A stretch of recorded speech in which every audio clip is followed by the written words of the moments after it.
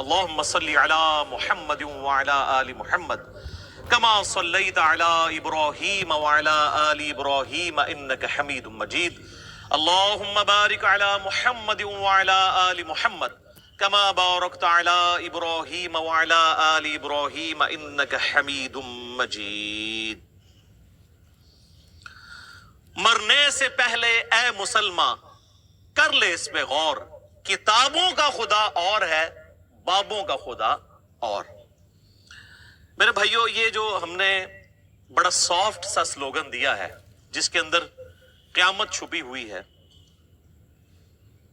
اس میں قطعاً یہ مقصد نہیں ہے کہ ہمارے جو آباء و اجداد تھے وہ کسی اور خدا کی پوجا کرتے تھے اور ہم کسی اور خدا کی کرتے ہیں. اس میں میسج یہ ہے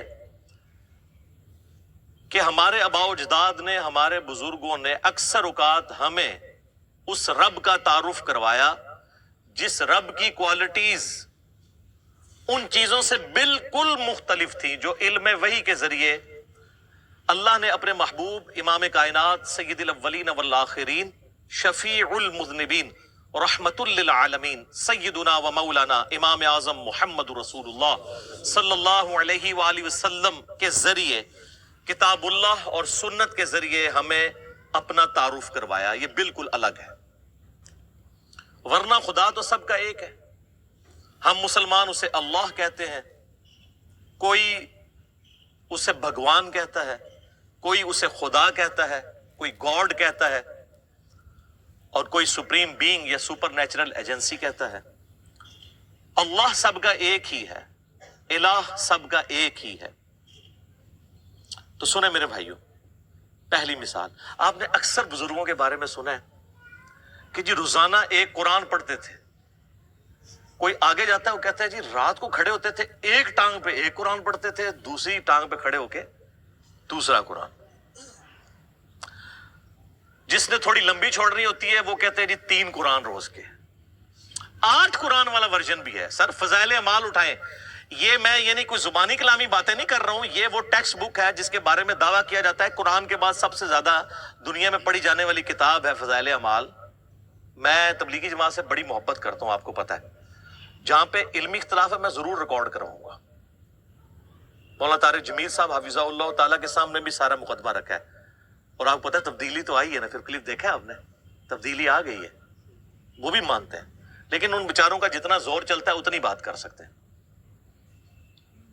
تو یہ فضائل اعمال میں لکھا ہوا ہے میرے بھائی کہ ایک بزرگ تھے روزانہ ایک قرآن پڑھتے تھے. ایک اور بزرگ کا لکھا ساتھ کہ وہ 3 قرآن روزانہ پڑھتے تھے. پھر آگے کیا کہتے ہیں 8 قرآن بھی روزانہ پڑھتے تھے. اور پھر لکھا کہ امام ابو حنیفہ رحمہ اللہ تعالی رمضان شریف میں 61 قرآن پڑھتے تھے.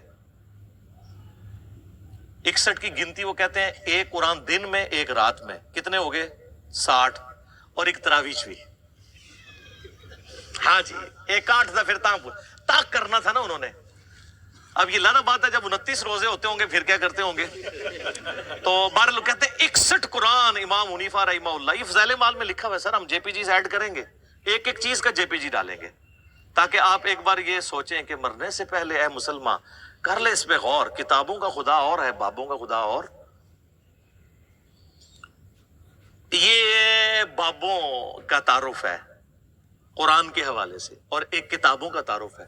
سر جامعہ ترمذی میں حدیث موجود ہے، اللہ کے محبوب صلی اللہ علیہ وآلہ وسلم نے فرمایا جس شخص نے 3 دن سے کم میں قرآن کمپلیٹ کیا، مکمل کیا، اس نے قرآن کے فہم میں سے کچھ بھی حاصل نہیں کیا. یہ ان کو کہہ رہے ہیں جن کو عربی آتی تھی، تو آنو تو عربی آندی بھی کوئی نہیں.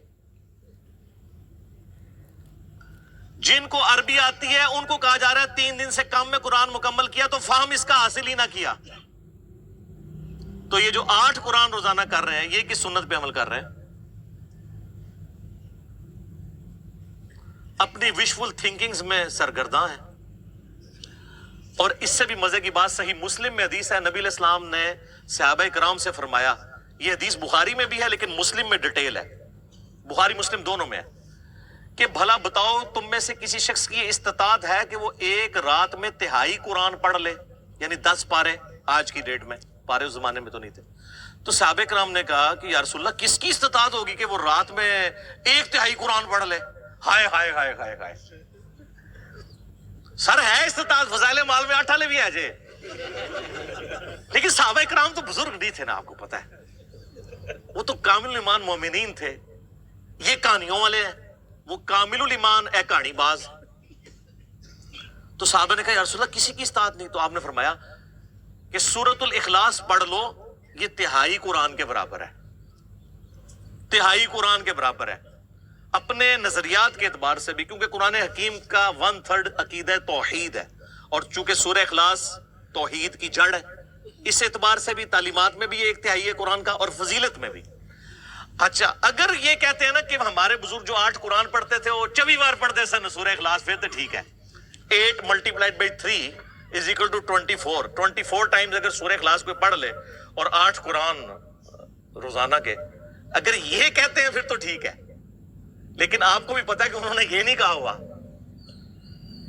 ٹھیک ہے، کیونکہ اس پہ پوری رات ایک ٹانگ پہ کھڑا نہیں ہونا پڑتا۔ سورہ اخلاص اگر کسی نے پڑھنی ہے 3 دفعہ کتنا ٹائم لگتا ہے؟ اور آپ کو ایک اوریجنل مدنی لطیفہ سناتے ہیں۔ یہاں پہ جیلم ہمارے شہر کے اندر تبلیغی مرکز ہے، کبھی کبھار میں زور کی نماز میں وہاں چلا جاتا ہوں، تو زور کی نماز کے بعد نا فضائل مال کی تعلیم ہوتی ہے۔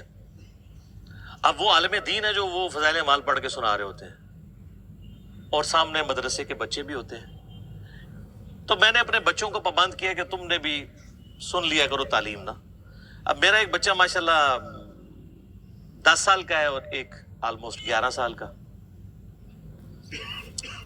یہ میں 5-6 مہینے پہلے کی بات کر رہا ہوں، تو ہم درس سن رہے ہیں نا، تو یہی والا جناب وہ فضائل قرآن والا آ گیا جی، ایک بزرگ 3 قرآن روزانہ، ایک 8 قرآن، اور یہ 61 قرآن۔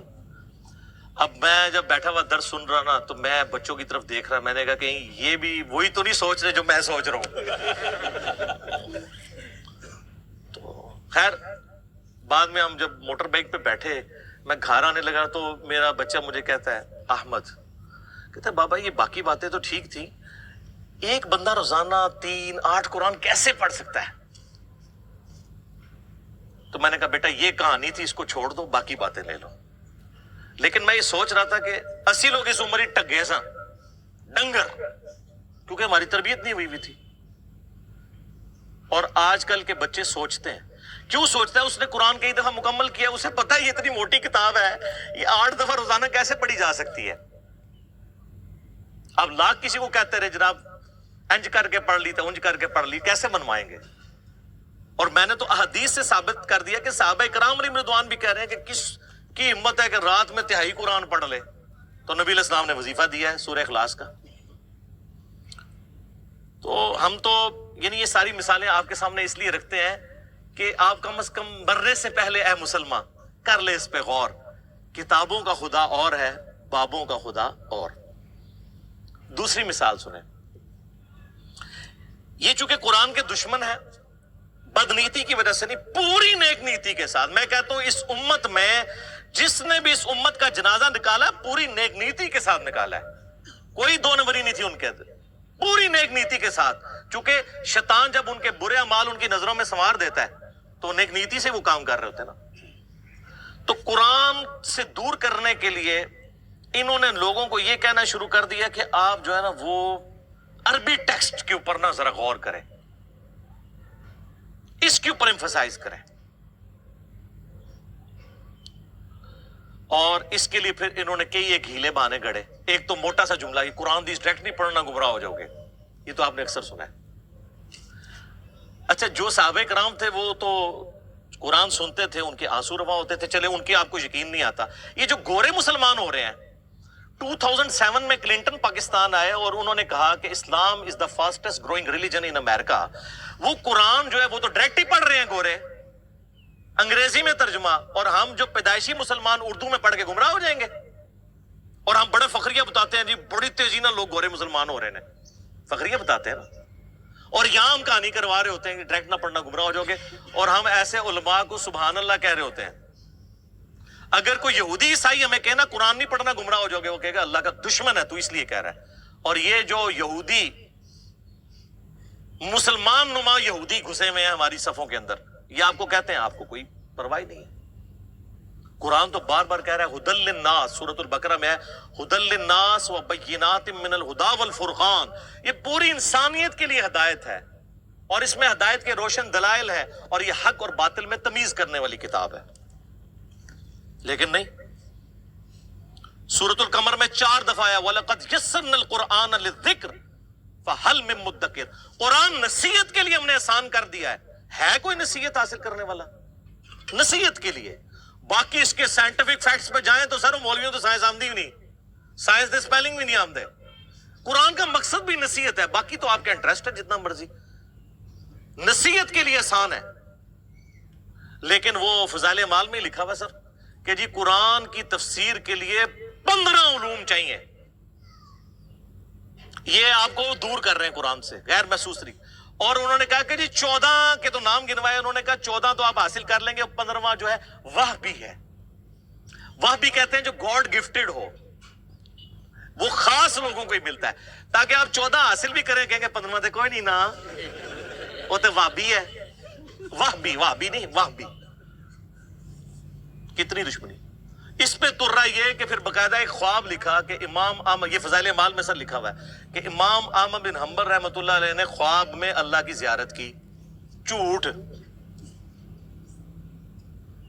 بایزید بستامی کے بارے میں کشف المحجوب میں لکھا ہے کہ انہوں نے اللہ کی زیارت کی ڈائریکٹ، اور تذکرۃ الاولیاء میں لکھا ہے معراج کی رات انہوں نے بھی معراج کی اور اللہ کو ڈائریکٹ دیکھا۔ ادھر تھوڑی شرم آئی، انہوں نے ایک سٹیپ نیچے لے آئے، خواب میں دیکھا۔ سر یہ خواب والا پیکج موسیٰ علیہ السلام کو آفر کیوں نہیں ہوا تھا؟ سورۃ الاعراف کی آیت نمبر 143 ہے، حضرت موسیٰ علیہ السلام اللہ کے لاڈلے ترین 5 پیغمبروں میں سے ہیں، اولو العزم پیغمبروں میں سے ایک۔ کہنے یا اللہ تجھے دیکھنا چاہتا ہوں۔ اللہ نے فرمایا تو نہیں مجھے دیکھ سکتا، بلکہ پہاڑ کی طرف دیکھ، اگر یہ قائم رہا تو سمجھ لینا تو بھی دیکھ سکتا ہے۔ اور وہ جل کر راکھ ہو گیا پہاڑ، اور موسیٰ علیہ السلام انڈائریکٹلی اس کے ایفیکٹ کی وجہ سے بے ہوش ہو گئے۔ لن ترانی، تو مجھے نہیں دیکھ سکتا۔ تو اللہ تعالیٰ کہہ سکتا تھا کہ بعد میں نے احمد بن حنبل کو خواب میں زیارت کرانی ہے، تو موسیٰ پھر خواب والا پیکج، میں کہتا ہوں آج بھی کہتا ہوں موسیٰ علیہ السلام کو خواب والا پیکج آفر ہوتا نا وہ لے لیتے۔ ہمارے محبوب صلی اللہ علیہ وآلہ وسلم کو خواب میں زیارت ہوئی ہے، جامعہ ترمذی میں حدیث ہے، بڑی لمبی حدیث ہے، جس میں وہ نبی علیہ السلام کی دعا ہے اللہم انی اسألک فعل الخیرات وترک المنکرات، میں نے کئی دفعہ بیان کی ہے، مشکات میں اس کا انٹرنیشنل نمبر ہے 748 جامعہ ترمذی کے حوالے سے۔ یہ پروٹوکول کسی کا نہیں ہمارے محبوب صلی اللہ علیہ وآلہ وسلم کے سوا۔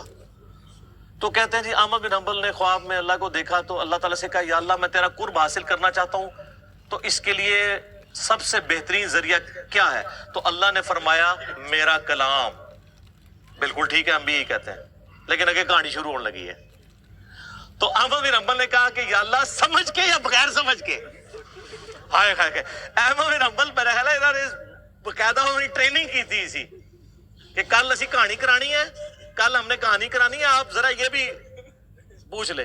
یہ لکھا ہوا ہے بھائی، اور پوچھنے کس سے؟ اللہ سے، جس نے سمجھ کے لیے پیغمبر بھیجا ساتھ، سب کچھ سمجھایا۔ وہ اس اللہ سے کسی کی جرأت ہے یہ پوچھ لے کہ سمجھ کے کہ بغیر سمجھ کے؟ تو اللہ نے جواب دیا خواہ سمجھ کے خواہ بغیر سمجھ کے۔ استغفر اللہ واتوب الیہ۔ میں کہتا ہوں جی اس جھوٹے پر اللہ کی لعنت جس نے یہ خواب گھڑ کر امام احمد بن حنبل کی طرف منسوب کیا، اور احمد بن حنبل کو تو یہ سمجھ بغیر سمجھ کہنے کی ضرورت نہیں تھی، ان کو ویسے ہی عربی آتی تھی کہانی۔ اور ایسے کہ احمد بن حنبل جیڑا پنجابی پٹھان سندھی یا بلوچ سن۔ یہ ہے جناب بابوں نے جو آپ کو تعارف کروایا۔ اور سر آپ کتاب اللہ کھولیں تو سورہ صاد کی آیت نمبر 29 ہے، کتاب انزلناہ الیک مبارک۔ یہ وہ مبارک کتاب ہے جو ہم نے محبوب صلی اللہ علیہ وآلہ وسلم آپ کی طرف نازل کی ہے، لیدبروا آیاتہ، تاکہ لوگ اس کی آیات میں تدبر کریں اور نصیحت حاصل کریں اس سے عقل والے۔ اچھا یہ آپ بتائیں گے نا لوگوں کو تو یہ اگلی کہانی کرائیں گے۔ دیکھیں اس میں لکھا ہے عقل والے نصیحت حاصل کریں، تو ہر کوئی تو عقل والا نہیں ہے۔ اچھا جی تو تسی روٹی جڑی ہے نک نہ کھاندے ہو؟ عقل تو ہر بندے کو ہے میرے بھائی۔ جب قرآن کہتا ہے کہ عقل والے، تو اللہ تعالیٰ اس سے مراد لیتا ہے ادر دین مجذوب اور کلندر اور مجنون۔ تو کوئی بھی نہیں ہے ان میں سے، ہم میں سے کوئی ہے مجنون، کلندر یا مجذوب، چلا، پاگل؟ وہ صحیح بخاری میں تعلیقاً روایت ہے، مولا علی کے قول ہے، امام بخاری چیپٹر کی ہیڈنگ میں لے کے ہیں، اور سنن ابن ماجہ میں مولا علی علیہ السلام نے نبی علیہ السلام سے یہ روایت کی ہے کہ 3 قسم کے لوگ ہیں جن سے اللہ نے شریعت کا قلم اٹھا لیا ہے: سویا ہوا شخص، اور نابالغ، اور تیسرا جو شخص پاگل ہے، جس کو آپ مجذوب کہہ لیں، مجنون کہہ لیں، کلندر کہہ لیں. اس کو عقل نہیں ہے، اس کی پوچھ نہیں ہے. باقی تو ہر بندہ عقل والا ہے. تو عقل والے سے مراد ہر وہ انسان جس کی عقل سلامت ہے، وہ پاگل نہیں ہوا. اور جو اپنی عقل کے ہوتے ہوئے اپنی عقل کو استعمال نہ کرے تو اس کو اللہ تعالیٰ نے قرآن میں کہا ہے یہ جانور سے بھی بدتر ہے. جی، سورۃ الاعراف آیت نمبر 179، وَلَقَدْ ذَرَأْنَا لِجَهَنَّمَ كَثِيرًا مِّنَ الْجِنِّ وَالْإِنسِ، ہم نے جنوں اور انسانوں کی اکثریت پیدا اس لیے کی ہے کہ الٹیمیٹلی انہوں نے دوزخ میں ہی جانا ہے. وَلِعَوْذُ بِاللَّهِ تَعَالَى اللہم اجرنا من النار، اللہم اجرنا من النار، اللہم اجرنا من النار، آمین. پھر اللہ تعالیٰ ساتھ ہی فرماتا ہے ہم نے انہیں عقل دی تھی، یہ سوچتے نہیں، ان کو کان دیے تھے، یہ سنتے نہیں، ان کو آنکھیں دی تھی، یہ دیکھتے نہیں. عبرت والا دیکھنا، اولئک کالانعام بل ہم اضل، یہ جانوروں کی مانند ہے بلکہ ان سے بھی گئے گزرے ہیں جو اپنی عقل کو، کانوں اور آنکھوں کو استعمال کر کے حق بات تک پہنچنے کی کوشش نہیں کرتے. تو قرآن تو اس لیے نازل ہوا تھا، سمجھ کے پڑھو یا بغیر سمجھ کے، کڈی وڈی کہانی کرائی ہے. اور یہ فضائل اعمال شریف میں لکھی ہوئی ہے. چلو، اور وہ کوئی عام آدمی نہیں، باہر لکھا ہوا ہے شیخ المحدثین، استاذ العلماء، اور یہی تعلیمات ہیں جو صوفیاء نے شروع سے دی ہیں، اور ہم آپ کو رو رو کے بتا رہے ہیں کیا کہ مرنے سے پہلے اے مسلمان کر لے اس پہ غور. کتابوں کا خدا اور ہے، بابوں کا خدا اور اللہ نے ہمیں تو یعنی سمجھ کے کیا، نبی علیہ السلام کو تو اللہ تعالیٰ نے اسپیشلی حکم دیا ہے سورۃ الانعام آیت نمبر 19 میں، وَأُوحِيَ إِلَيَّ هَذَا الْقُرْآنُ لِأُنذِرَكُمْ بِهِ وَمَنْ بَلَغَ. اے نبی علیہ السلام فرما دیجئے قرآن اللہ نے مجھے اس لیے وحی کیا ہے تاکہ اس کے ذریعے میں تمہیں بھی ڈر سناؤں آخرت کا، اور جس تک اس کی دعوت پہنچ جائے اسی کتاب کے ذریعے ہدایت دے لوگوں کو. فضائل اعمال فضائل سنت یا کسی مولوی کی لکھی ہوئی کتاب سے نہیں، اللہ کی کتاب سے. پھر سورہ قاف کی آخری آیت ہے 45 نمبر، فَذَكِّرْ بِالْقُرْآنِ مَنْ يَخَافُ وَعِيدٍ. اے نبی علیہ السلام اس قرآن کے ذریعے آپ لوگوں کو ڈر سنائیں آخرت کا، ہر اس شخص کو جو اللہ کی دھمکی سے ڈر جائے. تو سر پھر ہم کیوں نہ کہیں کہ کتابوں کا دین اور ہے اور بابوں کا دین اور. تیسری مثال، آپ نے اکثر بریلوی اور دیوبندی بزرگان دین سے اور علماء کرام سے، میں بزرگان بے دین اور علماء کرائم کی بات نہیں کر رہا، بزرگان دین اور علماء کرام سے یہ اکثر سنا ہوگا کہ جی بزرگ روحانی طور پر دیکھے گئے جی ہوتے ادھر ہیں، کبھی مدینہ شریف حاضری میں پہنچے ہوتے ہیں، کبھی وہ مکہ شریف پہنچے ہوتے ہیں، نماز میں غیر حاضر ہوں تو وہ کہتے ہیں جی نماز روحانی طور پہ وہاں ادا کی. اور یہ سب جگہ کہاں رہی ہیں، کہیں دعوت اسلامی کی بہاروں کے نام سے ہے اور کہیں تبلیغی جماعت کی کارگزاری کے نام سے. یہ ہر جگہ جاری ہے. کہتے ہیں جی وہ بزرگ ادھر تھے تو ہے ادھر تھے، روحانی طور پہ ان کو وہاں دیکھا گیا، انہوں نے وہاں نماز پڑھی. یہ ہے بابوں نے جو آپ کو بتایا. اور سر صحیح مسلم میں حدیث ہے، نبی علیہ السلام ایک چوراہے سے گزرے تو بنو سلمہ وہاں کھڑے تھے. نبی علیہ السلام نے پوچھا تم لوگ یہاں کیوں کھڑے ہو؟ ان کا یا رسول اللہ ہم بڑی دور سے اپنے گاؤں سے مسجد نبوی میں آپ کے پیچھے نماز کے لیے آتے ہیں تو تھک جاتے ہیں، بڑی مشکل سے پہنچ پاتے ہیں، جماعت پکڑنے میں مشکل ہوتی ہے، تو ہم نے ارادہ کیا ہے کہ ہم مدینہ شریف شہر کے اندر ہی شفٹ ہو جاتے ہیں تاکہ آسانی سے آپ کے پیچھے نماز پڑھ لیں. تو نبی علیہ السلام نے فرمایا تم جتنے قدم چل کے آتے ہو ہر قدم کے عوض تمہارے لیے نیکی لکھی جاتی ہے. یار صحابہ کرام کیا لوگ تھے یار، کوئی آرگومنٹ ہی نہیں کیا، کہا یا رسول اللہ ٹھیک ہے ادھر ہی رہیں گے. کسی نے نہیں کہا یا رسول اللہ تھک جائیں گے. یہ نیکیوں کے لیے کتنے حریص. اور کسی نے یہ بھی نہیں کہا کہ حضور ہمارے قدموں کی خاک سے جو خاک اڑتی ہے، ہمارے گھوڑے کے قدموں کے سم سے جو خاک اڑتی ہے، وہ جب گھوڑے کے نتھنے میں بیٹھے تو اس کے برابر بھی کوئی امت کا ولی غوث قطب ابدال نہیں ہو سکتا. تو ہمارے بعد تو بزرگان دین ہواؤں میں اڑ اڑ کے مکے اور مدینے نمازیں پڑھیں گے. تو یا رسول اللہ ٹھیک ہے ہم شفٹ نہیں ہوتے، ہم اڑ کے آ جایا کریں گے. اس زمانے میں کوئی نہیں اڑتا تھا، آج بھی کوئی نہیں اڑ سکتا میرے بھائی، کہانی ہے سب۔ اگر کسی کو زوم ہے نا اڑ سکتا ہے، تو سارے بزرگان دین اکٹھا کہتے ہیں دنیا اولیاء اللہ سے خالی نہیں ہے، ایک ولی لے آؤ نا سر، منار پاکستان پہ چڑھاتے ہیں، لیکن ہمیں تو یقین ہے کہ وہ شہادت کے رتبے پہ پہنچیں گے۔ انگریز کا پیراشوٹ اس کو باندھ دیں گے، وہ چھلانگ لگائے، اڑ کے بتائے، اور جب ویسے تو وہ پہلے ہی توبہ کر لے گا، اور اگر وہ چھلانگ لگائی دے شہید ہونے کے لیے تو مرنے سے پہلے ایک بٹن دبائے، اس کے بعد زمین پہ لینڈ کرتے ہی نہ اناؤنسمنٹ کرے، نہ میں وابی، نہ میں بابی، میں ہوں مسلم علمی کتابی۔ سر پھر یہی ہونا چاہیے نا، کہانیاں کرائی سے توبہ بھی کرنا، اور پھر وہ اپنے مریدوں کو بھی کہے کہ مرنے سے پہلے ہے مریدوں کر لو اس پہ غور، میرا خدا اور تھا اور کتابوں کا خدا اور، اب میں کتابوں کے خدا کو ماننا شروع ہو گیا ہوں۔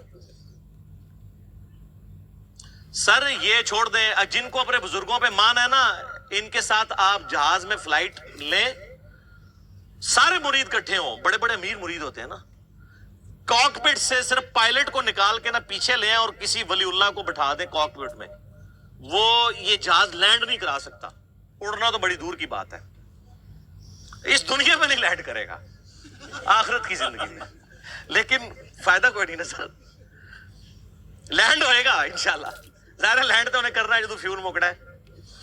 وہ علیحدہ بات ہے کہ آپ لوگ جو ہے وہ پھونک مار کے بغیر پیٹرول کے گاڑیاں چلاتے ہیں، لیکن جہاز نہیں اڑتا بغیر پیٹرول دے۔ سب کہانیاں، اتنی کہانیاں، اور لوگ صاحب وہ جی جناب نکاح ماری، لوہے محفوظ پڑھ لیا، تھلے ویکھیا 7 زمینہ کراس، تیل بھی کراس۔ وہ سر ایڈون نے دریافت کیتا آ کے 200-250 سال پہلے پنسلوینیا چ، تو کیا کرتے رہے ہیں؟ تیل کیوں کراس؟ ہر بزرگ کو ہی تیل کراس ہو گیا سر؟ نہیں، دنیا بقدر ایفرٹ ہے، جو ایفرٹ پٹ کرے گا اسے رزلٹ ملے گا۔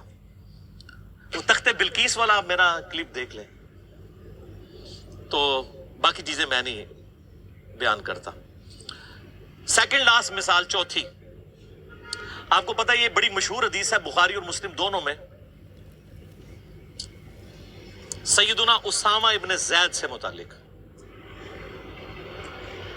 ایک جنگ کے دوران کافر سے مڑ بھیڑ کے دوران جب وہ کافر ان کی تلوار کے نیچے آیا تو اس نے کلمہ پڑھ دیا، لیکن انہوں نے پھر بھی اسے قتل کر دیا۔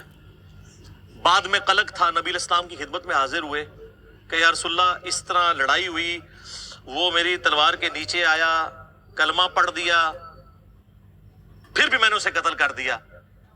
تو نبی علیہ السلام فرمایا تو نے اسے کیوں قتل کیا؟ کہ یا رسول اللہ اس نے اوپر سے کلمہ پڑھا تھا ڈر کی وجہ سے، اندروں وہ کافر تھی۔ ہو سکتا ہے یہ بات ٹھیک بھی ہو، ہم بھی یہی ججمنٹ کرتے، لیکن نبی علیہ السلام نے فرمایا کیا تو نے اس کا دل چیر لیا تھا؟ تو صحابہ نے تو نہیں کہا یا رسول اللہ کہ اولیاء اللہ دل کا حال جان لیتے ہیں تو ہم تو اولیاء کے امام ہیں، جی میں نے دل چیر لیا تھا۔ اور جو کہہ رہا تھا اس کو بھی پتا تھا میں کیا کہہ رہا ہوں، کہ کوئی نہیں دل چیر سکتا، صرف نبی کو وحی کی تائید حاصل ہوتی ہے۔ پھر آپ نے فرمایا اسامہ تو کیا کرے گا جب قیامت والے دن وہ کلمہ پڑھتا ہوا اللہ کے حضور تیرے خلاف مقدمہ قائم کرے گا؟ اسامہ تو کیا کرے گا؟ اسامہ تو کیا کرے گا؟ اسامہ تو کیا کرے گا؟ نبی علیہ السلام یہ الفاظ ریپیٹ کرتے رہے۔ سیدنا اسامہ کہتے ہیں میری خواہش ہوئی کاش آج سے پہلے میں کافر ہوتا اور آج کلمہ پڑھ کے مسلمان ہوا ہوتا، کم از کم میرا یہ گناہ تو دھل جاتا۔ اوئے ہوئے، اسامہ ابن زید عام بندہ نہیں۔ صحیح بخاری میں حدیث ہے کہ نبی علیہ السلام زانوں پہ ایک طرف حسن ابن علی کو بٹھاتے تھے تو دوسرے طرف اسامہ ابن زید کو، حضور کے بچوں کی مانت، پوتا حضور کا صلی اللہ علیہ وآلہ وسلم۔ بڑے بڑے صحابہ غصے کی حالت میں نبی علیہ السلام کو اپروچ نہیں کرتے تھے تو اسامہ ابن زید سے سفارش کرواتے تھے۔ وہ جو بخاری مسلم میں حدیث ہے جب فاطمہ نامی عورت کی چوری کا مقدمہ آیا اور نبی علیہ السلام کو سفارش کی گئی، وہ بھی اسامہ کے ذریعے کی گئی تھی، لیکن حضور نے ادھر بھی لحاظ نہیں کیا۔ آپ نے فرمایا تم لوگ مجھے سفارشیں کرواتے ہو، اللہ کی قسم تم سے اگلے لوگ اس لیے تباہ و برباد ہوئے، ان کے اشرافیہ کے لیے الگ قانون ہوتے تھے اور عام لوگوں کے لیے الگ۔ اللہ کی قسم اگر میری بیٹی فاطمہ بھی چوری کرتی میں اس کے بھی ہاتھ کٹوا دیتا، مجھے اپروچ کرتے ہو تم۔ یہ ہے اسامہ ابن زید۔ اور اب ذرا مجھے بتائیں جو کہتے ہیں جی بزرگ دلوں کے حال جان لیتے ہیں، کہتے ہیں آپ رائے ونڈ چلے جائیں، آپ ملتان شریف چلے جائیں، کسی بھی شریف جگہ پہ چلے جائیں تو مرید وہ ڈر ڈر کے بیٹھے ہوتے ہیں، جی بزرگ دل کا ہاتھ جان لیتے ہیں. میں نے کہا نا، پرانیاں گلاں، پرانے فرقے، پرانے بزرگ.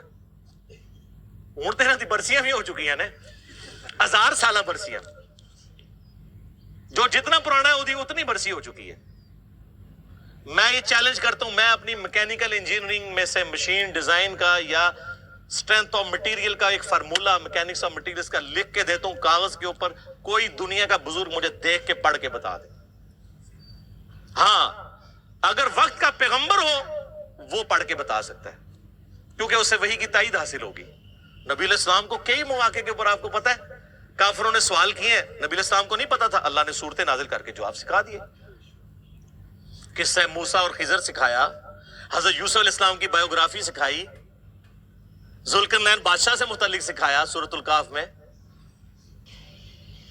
نبی علیہ السلام کے پیچھے اللہ ہے. سورہ ال عمران کی آیت نمبر 179 ہے کہ اللہ کی یہ شان ہی نہیں ہے کہ کسی غیر نبی کو غیب پر مطلع کرے، وہ اپنے پیغمبروں کو غیب کے اوپر اطلاع دیتا ہے، اور تمہارا کام ہے اللہ اور اس کے پیغمبروں پہ ایمان لاؤ. بس اس حد کو کراس مت کرو. تو نبی علیہ السلام کو اگر یہ چیلنج دیا جائے وقت کے پیغمبر کو، وہ پڑھ کے سنا بھی دے گا، اس کو اللہ آنے واحد میں سب کچھ سکھا دے گا. بابوں کو اس لیے میں چیلنج کر رہا ہوں کہ تمہارا تو کہنا ہے کہ ہمارا اللہ سے تعلق ہے، اللہ کو تو آتی ہے نا انجینئرنگ، پڑھ کے بتاؤ.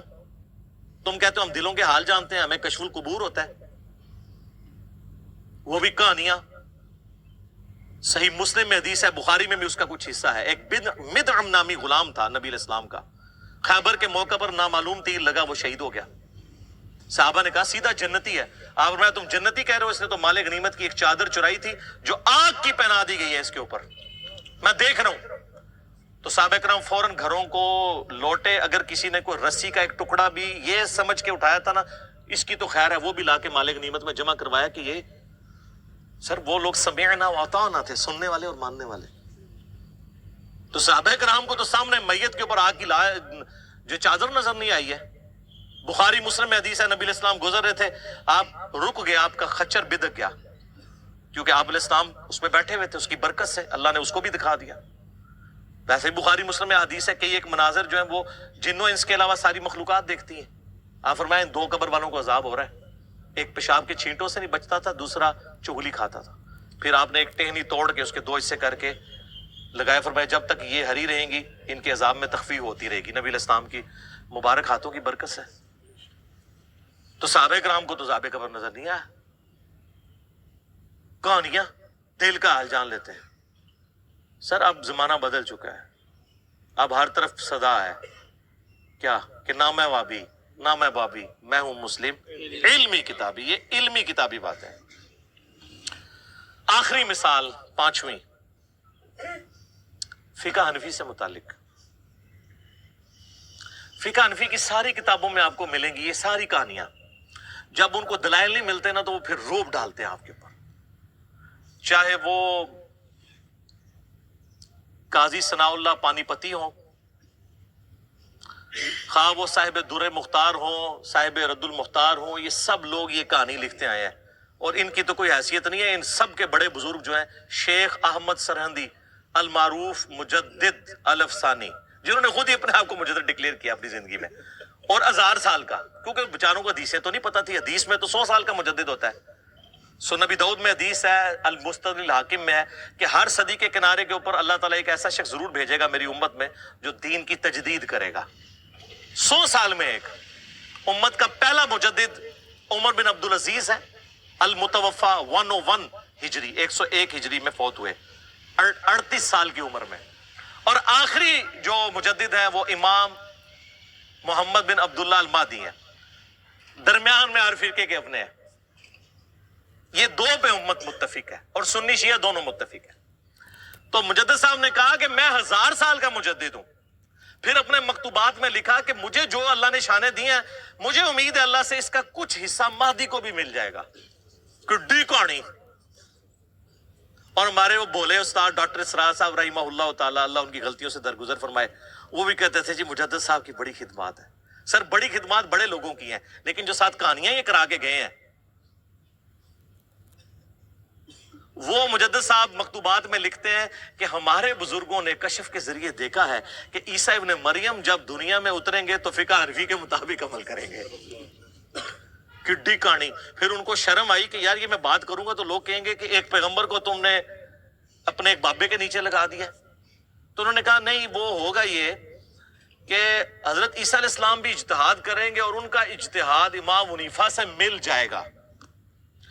اور بھائی آج کا اجتہاد نہیں امام حنیفہ سے مل سکتا. امام حنیفہ کو یہ پتہ ہی نہیں ہے کہ کیمرہ دنیا میں آ چکا ہے، اس کا شرعی حکم کیا ہے، ٹرین میں نماز کا شرعی حکم کیا ہے، قطبین پہ نماز کا شرعی حکم کیا ہے، چاند پہ کیسے نماز پڑھیں گے.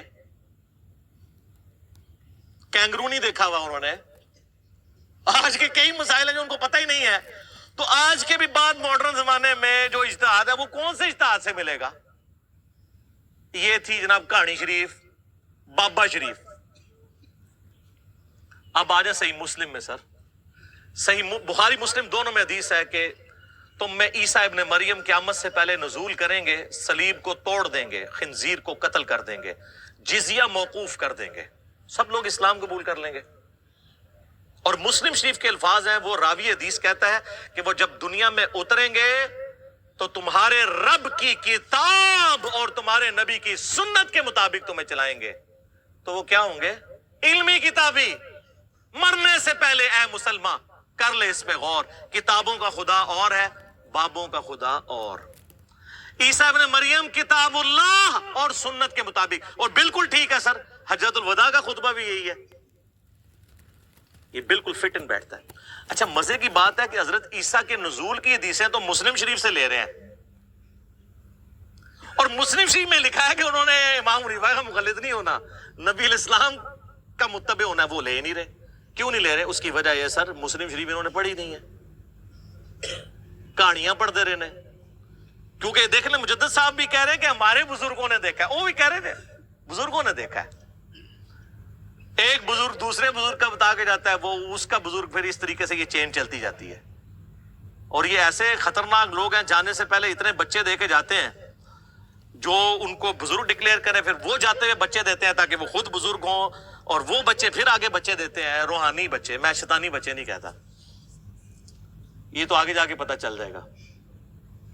تو یہ جناب ہمارا درد تھا. ہم آپ کو کتابوں سے جوڑ رہے ہیں، بابوں سے نہیں. اور جب آپ کتابوں سے جڑ گئے تو آپ نبی علیہ السلام کے مبارک قدموں تک پہنچ گئے. اصل مقصد تو یہ ہے، اس کو امام مانو جسے اللہ نے آپ کا اور میرا امام بنایا. ما ضل صاحبکم وما غوا. تمہارے نبی نہ کبھی بہکے ہیں نہ کبھی بے راہ چلے ہیں. آپ کے بزرگ تو سب سے بڑے بزرگ شیخ عبد القادر جیلانی کی طرف منسوب واقعہ سارے سناتے ہیں نا ہمیں، کہ جی ایک دفعہ شیطان نورانی شکل میں سامنے آیا اور کہا کہ اے عبد القادر میں تیرا رب ہوں، آج کے بعد تجھے نمازیں معاف. تو انہوں نے کہا لا حول ولا قوت الا باللہ. تو شیطان وہاں سے غائب ہونے لگا، اور غائب ہوتے ہوتے اس نے اگلا وار کیا کہ عبد القادر تیرے علم نے تجھے بچا لیا. تو انہوں نے کہا کہ لا حول ولا قوت الا باللہ، مجھے اللہ کے فضل نے بچایا ہے. تو اس نے کہا کہ میں نے تیرے اس لیول پہ پہنچے ہوئے 70 غوث دوزخ تک پہنچا دیے اس تکبر کی وجہ سے، تجھے تیرے علم نے بچایا. تو انہوں نے کہا لا حول ولا قوت الا باللہ، مجھے اللہ کے فضل نے بچایا. میرا معصومانہ سوال ہے، وہ جو 70 غوث تھے وہ تو گئے دوزخ میں، اور ان کے مریدین جو بیچارے امید لگائے تھے کہ ہمارا پیر ہمیں جنت میں لے کے جائے گا. سر میرا پیر وہ ہے، اور آپ کا بھی پیر وہی تھا، لیکن آپ کو بتایا نہیں گیا تھا کہ جس کی گارنٹی اللہ نے قرآن میں دی ہے، ما ضل صاحبکم وما غوا. تمہارے نبی نہ کبھی بہکے ہیں نہ کبھی بے راہ چلے ہیں. لقد کان لکم فی رسول اللہ اسوۃ حسنہ قل ان کنتم تحبون اللہ فاتبعونی یحببکم اللہ انا ارسلناک شاہدا ومبشرا ونذیرا وداعیا الی اللہ باذنہ وسراجا منیرا وما ارسلناک الا رحمتا للعالمین وما ارسلناک الا کافتا للناس بشیرا ونذیرا. سر اللہ کے نبی کے ہوتے ہوئے کسی بابے کی بزرگ کی ضرورت ہے میرے بھائی؟ تو مرنے سے پہلے اے مسلمان کر لے اس پہ غور. کتابوں کا خدا اور ہے، بابوں کا خدا اور. میں اپنی گفتگو کو کنکلوڈ کرتا ہوں صحیح مسلم کی اس مشہور حدیث پہ. انٹرنیشنل نمبر کے مطابق 7377 दज्जाल के कॉन्टेक्स्ट में। नबी अलैहिस्सलाम फरमाते हैं दज्जाल का ज़ुहूर होगा ना, तो एक मोमिन उठेगा, वो कहेगा किधर है दज्जाल, मुझे मुलाकात करवाओ। तो उसके जो हवारियन दज्जाल के, वो कहेंगे नहीं नहीं, डायरेक्ट नहीं तुम्हें मुलाकात करने देंगे। ज़ाहिर है पीर साहब से कौन डायरेक्ट मिल सकता है। वो कहेगा नहीं, तुम्हारे पीर ने कहा हुआ है कि जो भी इस तरह आए नया बंदा, उसको मेरे साथ मुलाकात करवाओ, तो मुझे ले जाओ उसके पास। वो कहेंगे हम तुझे मारेंगे। वो कहते हैं मार लेना यार, लेकिन दज्जाल ने कहा हुआ है कि जब किसी को मारना हो तो मेरे से पहले मुलाकात कराना। तो उसको ले जाएंगे। जब लेके जाएंगे, वो कहेगा तू दज्जाल है, लेकिन उसके माथे पे लिखा होगा काफ अलिफ फा रा, काफिर, लेकिन लिखा होगा वो एब्रिविएशन में। तो आप जैसे लोग जो है ना, आपसे मुराद बाबों वाले, वो काफ से कश्फ, अलिफ से इल्हाम, फा से फैज और रा से रूहानियत पढ़ लेंगे। हम फिर भी चीख चीख के कहेंगे काफिर लिखा है। वो कहेंगे नहीं नहीं, काफ कश्फ, अलिफ से इल्हाम और फा से फैज और रा से रूहानियत। मरने से पहले ऐ मुसलमान कर ले इस पे गौर, किताबों का खुदा और है, बाबों का खुदा और। तो सही मुस्लिम की उस हदीस में आगे फिर आता है कि वो शेख के पास ले जाएंगे उसे, दज्जाल के पास। तो वो मुमिन कहेगा तू मसीह दज्जाल है। वो कहेगा मैं रब हूं तेरा, देख मैं बारिश बरसा रहा हूं, मैं सब्जा उगा रहा हूं। वो कहेगा मेरे नबी की हदीस मुझे पहुंची है, तू दज्जाल है। तो सर ये मोमिन कौन होगा? इल्मी किताबी। वो कहेगा मैं तेरे दो टुकड़े करूंगा, और वो दो टुकड़े करके उनमें चलेगा, फिर टुकड़ों को हुक्म दे के फिर जिंदा कर लेगा। जब वो जिंदा करेगा कहेगा अब तो मान ले मैंने तुझे मुर्दा करके जिंदा किया, मैं तेरा रब हूं। वो कहेगा तेरे इस अमल ने मेरे ईमान में इजाफा किया है, तू वाकई दज्जाल है, और अब तू मेरे कत्ल पर कादिर भी नहीं होगा। और नबी इस्लाम फरमाते हैं जब उसे कत्ल करने लगेगा तो उसकी गर्दन जो है वो तांबे की हो जाएगी, वो उसके ऊपर कुदरत नहीं पाएगा, तो उसे उठा के वो आग में फेंक देगा, लेकिन वो असल में जाके जन्नत में गिरेगा, यानी अल्लाह के पास पहुंच जाएगा। और नबी अलैहिस्सलाम फरमाते हैं कि वो उस जमाने का सबसे बेहतरीन शहीद होगा। जो अल मुस्तदलिल हाकिम में हदीस है, सैयदुश शुहदा हमजा इब्न अब्दुल मुत्तलिब हैं, और हर वो शख्स सैयदुश शुहदा है जो जाबिर हुक्मरान के सामने कलमा हक बुलंद करे। इसीलिए हम इमाम हुसैन रज़ियल्लाहु ताला अन्हु अलैहि सलाम को सैयदुश शुहदा कहते हैं, और वो मुमिन भी सैयदुश शुहदा होगा। तो सर हम फिर बार बार कह रहे हैं कि मरने से पहले ऐ मुसलमान कर ले इस पे गौर, किताबों का खुदा और है, बाबों का खुदा और। सूरह यूसुफ पढ़े, हज़रत यूसुफ अलैहिस्सलाम जो अपने जेल के साथियों को तरगीब दिलाते हैं वो यही है कि ऐ मेरे जेल के साथियों, ये चंद नाम है जो तुमने रख लिए हैं, अल्लाह ने इनकी कोई सनद नाजिल नहीं की हुई है, आपने भी नाम रख लिए। ये कहते हैं ना जी वो अल्लाह चाहे तो बुजुर्ग कर सकते हैं, ये अल्लाह का चाहना आपने और आपके बाबों ने डिसाइड करना है। ये सब आपने कहानियां बनाई हैं। अल्लाह ताला ताला ने कुरान हकीम में बारहा ये बात की है, वला तक़ूलू अलल्लाहि इल्लल हक, मत कहो अल्लाह के बारे में कोई बात ऐसी सवाए उसके कि जो हक पर मबनी हो। हम कहते हैं बाबे आपके क्या कर रहे हैं, वो कहते हैं जी काबे में भी क्रेन गिर गई थी। तो सर अल्लाह ने कब कहा है कि आप बिस्मिल्लाह पढ़ के सॉकेट में 2 उंगलियां दे दो तो बच जाओगे? अल्लाह ने तो बकदरे एफर्ट छोड़ा है आपको। ये आपके बाबों का दावा था कि दुनिया का निजाम चला रहे हैं। अल्लाह ने तो हुसैन इब्न अली को भी मजलूमाना शहीद होते देखा है। अल्लाह ने तो हज्जाज इब्न यूसुफ के जरिए और यजीद के जरिए खाने काबे की तौहीन होते हुए देखी है। वो अबरा के लश्कर को एक ही दफा हलाक किया है, एक ही दफा आग ठंडी हुई है इब्राहिम अलैहिस्सलाम पे। रोमन अंपायर के बैटल फील्ड्स में कई सहाबा को तेल के कड़ाहों में जिंदा जलाया गया। अल्लाह ने कहीं नहीं कहा मैं बचाऊंगा, आखिरत की गारंटी है। दुनिया बकदरे एफर्ट है, या आपको एफर्ट पुट करनी पड़ेगी। चले ये अल्लाह की बात करते हैं, अच्छा ही करते हैं। ये हमें बताने जाते हैं अल्लाह तो आडा ते बाबे साडे, ऐसी भी कहने हैं सर। मरने से पहले है मुसलमान कर ले इस पे गौर, किताबों का खुदा और है, बाबों का खुदा और जब ये गौर कर लो तो एक दफा झूम के कहना है क्या कि ना मैं वाबी ना मैं बाबी, मैं हूं मुस्लिम इल्मी किताबी। ठीक हो गया जनाब? صلاة بر محمد وآل محمد اللهم صل على محمد وعلى آل محمد كما صليت على إبراهيم وعلى آل إبراهيم إنك حميد مجيد اللهم بارك على محمد وعلى آل محمد كما باركت على إبراهيم وعلى آل إبراهيم إنك حميد مجيد سبحانك اللهم وبحمدك أشهد أن لا إله